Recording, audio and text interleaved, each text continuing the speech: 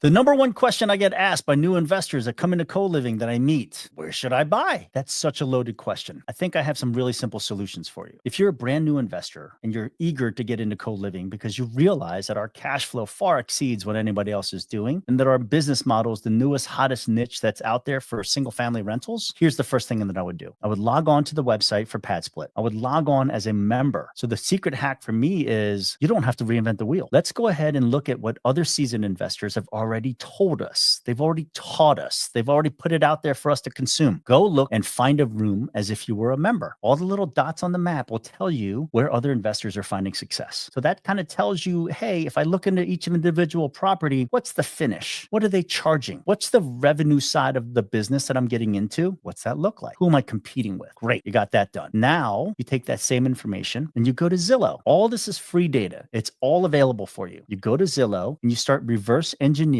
Where am I going to buy? So you already know the areas that are kind of hot. Now you go to Zillow and you start looking, wait a minute, I need to reverse engineer my financing. If the lender, and if I'm going to use a debt service coverage ratio loan, we call it a DSCR loan, that lender is going to say, hey, you want to take full leverage, 75% against the appraised value or the ARV, then I got to start there, right? I got to deliver to the lender a 75% loan. So essentially, I have to go identify properties that fit this ratio. The ratio for a debt service coverage ratio loan is market rate rent versus what I'm going to pay in principal and interest on my mortgage payment. So let's say that the principal and interest on this property that I'm looking for is, let's say, $1,800 to $2,000. Okay, I have to go find properties that the average market rate rent for that property is $2,000 or at least $1,800. You need at least a 1-to-1 ratio for your debt service coverage ratio for the lender to allow you to take the full leverage, which is going to be 75 cents against the appraised value. So how do we find that out? Well, let's use the free data that's out there. Go to Zillow, go look up for rent and start looking in the areas that you want to acquire. My gosh, there's all of this free data out there that tells you, look, in this area that I'm looking to acquire properties, average market rate rent is between $1,800 and $2,400. Great. I'm in an area that I can go find properties. Now flip that over in Zillow or Redfin or whatever tool you're using and say